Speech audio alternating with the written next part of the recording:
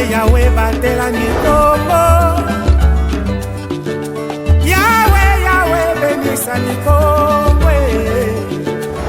Yahweh, Yahweh, batela mikongo.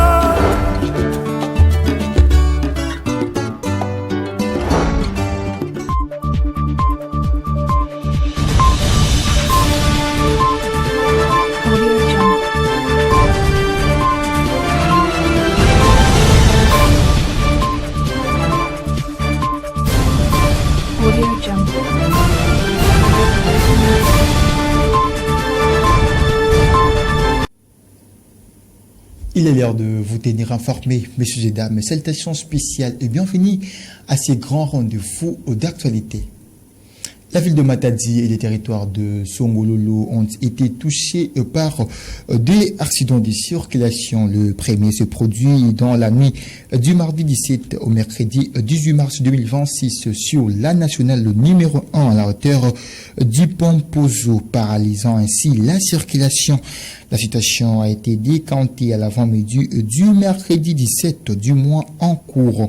Quelques heures plus tard, un nouveau cas a été enregistré sur la route Oebika.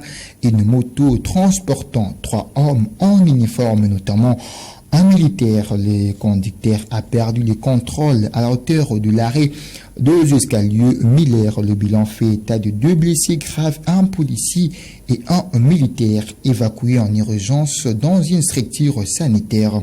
Le troisième policier s'y sont sortis sains et saufs après avoir quitté la moto à temps, selon plusieurs sources du Congo Média. Ces hommes en uniforme s'y dirigeaient à la fourrière de l'Oyebeka. Partenaire incontournable de l'État congolais dans le secteur économique, la Fédération des entreprises du Congo, FEC, un acronyme, prend une part active aux journées portes ouvertes organisées par l'Agence nationale pour la promotion d'investissement en appui au Congo central. Son président provincial figure parmi les panélistes des 6 assises qui se tiennent du 17 au 18 mars dans la salle Le Banquet de l'hôtel Lydia Matadi autour des enjeux liés au climat des affaires et aux opportunités d'investissement. Les détails dans ce reportage de Pacifique Mwanda. Climat des affaires et opportunités d'investissement, facteur clé de la prospérité de l'économie. C'est le thème principal de ces 2 journées portes ouvertes initiées par l'Agence nationale pour la promotion des investissements en appui en sigle. Des assises qui se déroulent dans la salle de banquet de l'hôtel Lydia les 17 et 18 mars 2026. Pour cette première journée, 4 intervenants ont défilé au perchoir. Il s'agit de Madame la directrice générale de l'ANAPI, Rachel Mpungu, le ministre provincial du Plan, le directeur provincial de la Fédération des entreprises du Congo, FEC Congo central, Luboko Nzuiki Albert, sans être exhaustive dans son intervention. Le chef de la direction provinciale de la Fédération des entreprises du Congo, Fédération du Congo central, a fait le tour d'horizon des défis dont les opérateurs économiques font face à travers un sous-thème « Investir au Congo central, défis, enjeux et opportunités ». Nous allons commencer par les défis. Les défis sont endogènes et exogènes. Nous avons des défis socio-culturels. Ça, c'est nous les opérateurs économiques. Nous avons du mal à développer la culture d'association. Nous aimons toujours travailler seuls. Établissement José. Nous n'aimons pas nous associer pour ouvrir les capitales. C'est un défi à relever. Seul, on ne peut pas aller loin. Nous avons l'expérience avec une société financière ici, messagerie financière, Yokasson, amis fidèles. Ils étaient à 2, mais comme il n'y a pas la culture, ils se sont séparés. Alors qu'ils devraient devenir aujourd'hui une grande banque forte, banque nationale. Souvent, on abandonne facilement. Moindre obstacle, on abandonne facilement. On ne veut pas se former et s'informer. Le management relatif aux affaires, on ne veut pas apprendre. Fraude et lourdeur de procédures administratives. S'il vous plaît, madame, à l'appui, vous êtes là. Excellence. Les conseillers communaux, ils viennent dans les magasins pour venir contrôler les documents commerciaux de notre monde. Ils brandissent les textes régissant les conseillers communaux. Est-ce que c'est la fraude? Un membre qui a tremblé, il a donné l'âge. Malgré ces obstacles, Albert Luboko Nzuiki a formulé des recommandations afin d'améliorer les climats des affaires et stimuler durablement l'investissement dans la province du Congo central.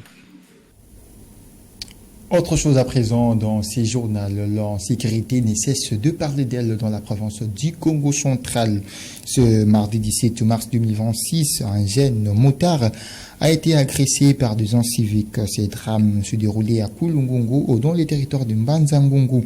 La victime n'a pas pu résister aux blessures après cette agression planifiée par ses assaillants. Ces malfaiteurs l'ont sollicité depuis les quartiers Ntseli pour une course vers le village Taba. C'est en cours de route que cette dernière a été attaquée par ses assaillants à coups de machette.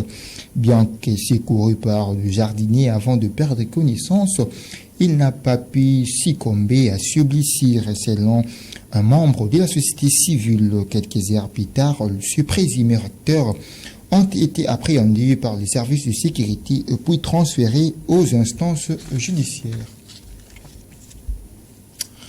Autre chose à présent dans ces journaux, la série des sensibilisations sur l'accord entre la République démocratique du Congo et les États-Unis d'Amérique se poursuit.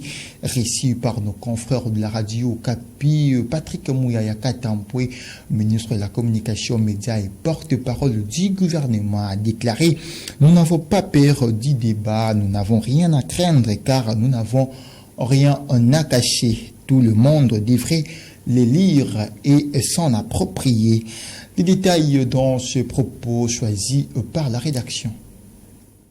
Il appartient au gouvernement, dans le rôle qui est le sien, de négocier.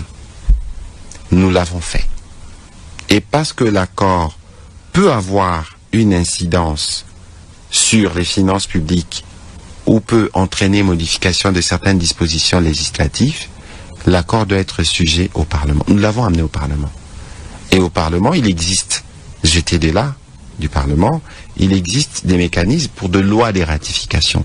Généralement, le loi des ratifications, c'est 2-3 articles. On fait évidemment un exposé des motifs, on fait les premiers articles parce que nous, on l'a adopté en conseil le jour d'avant et on l'a amené. Je crois que la première chose que nous tous, les Congolais, nous devons faire, c'est de chercher à le lire. Aujourd'hui, les Congolais doivent être rassurés.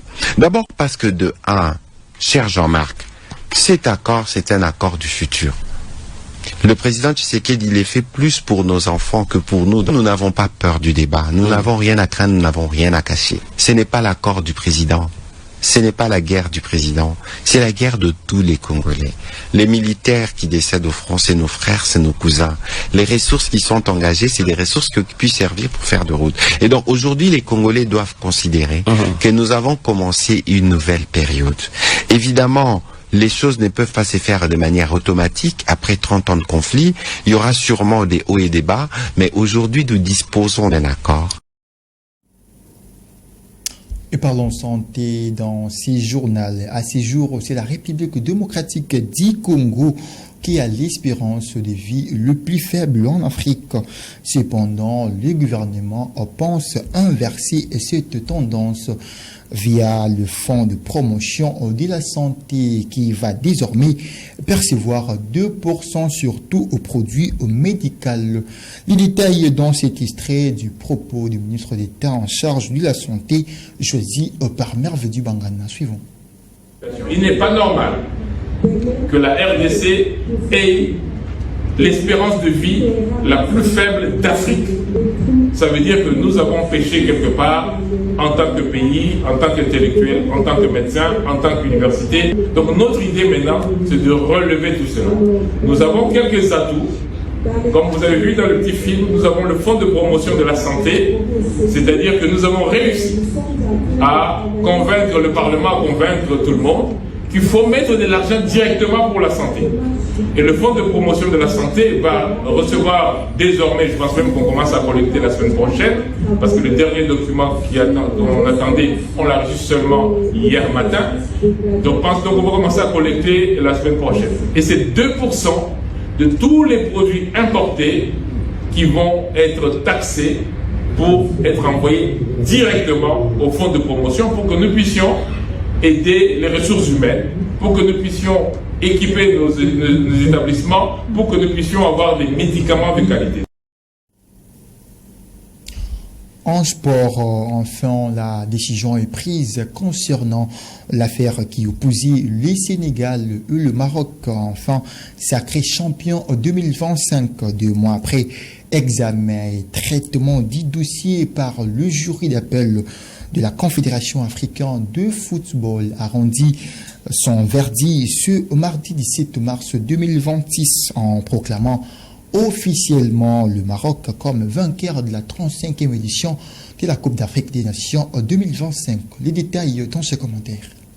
On essaie de revenir, à côté marocain, Pape Gueye. 2 mois après la grande finale de la Coupe d'Afrique des Nations Maroc 2025, un match qui a opposé les Lions de l'Atlas du Maroc aux Lions de la Teranga du Sénégal le dimanche 18 janvier 2026. La Confédération africaine de football a rendu son verdict sur l'affaire qui opposait ces deux équipes. Sacré comme champion d'Afrique, le Sénégal vient d'être détrôné. Un but contre 0 s'est transformé en une défaite. Par conséquent, le Maroc prend la tête des équipes africaines. Sur décision de la CAF, après étude minutieuse du jury d'appel de la Confédération africaine de football, qui a rendu publique sa décision le mardi 17 mars 2026. Quelques jours après les assises tenues au Caire en Égypte, le Maroc est officiellement déclaré vainqueur de la Coupe d'Afrique des Nations 2025 par forfait avec une note de 3-0. Cette décision est prise conformément aux dispositions du règlement de la Coupe d'Afrique des Nations dans ses articles 82 et 84, suscitant ainsi une vive polémique à travers le continent. De nombreux supporters et analystes du football africain, notamment Claude Leroy. Quand on voit comment la CAF est dirigée par M. Motsepe, finalement le vassal de d'Infantino, qui voulait depuis le début absolument donner cette coupe au Maroc, qui avait fait une super Coupe d'Afrique des Nations, qui méritait sur la Coupe d'Afrique de gagner, mais sur la finale, c'est le Sénégal qui avait été meilleur. Personne ne pouvait imaginer qu'on allait 2 mois après entendre une telle déclaration. Ça paraît pas possible, quoi. Et vous savez, ça fait des années que toutes les décisions sont bafouées par la CAF. Moi, j'ai mis en exergue très souvent le comportement de M. Infantino, qui se considère comme le Trump du football africain, savoir qu'il a tous les droits, qu'il dirige les phases finales. Est-ce qu'on peut imaginer le voir diriger une finale de l'Euro au détriment du président de l'UEFA? Non, mais en Afrique, il se permet tout.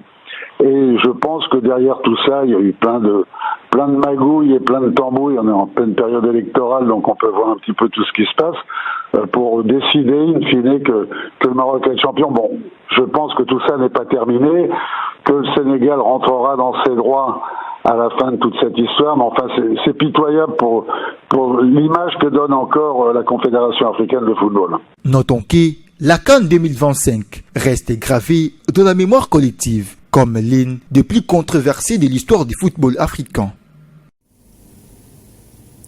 Parlons de l'actualité au-delà de nos frontières en République du Congo. Denis Sassou Nguesso, président sortant, est déclaré vainqueur de la présidentielle pour la 5e fois consécutive avec 94,8% de voix selon le chiffre officiel mais provisoire. TV5 Monde nous en parle.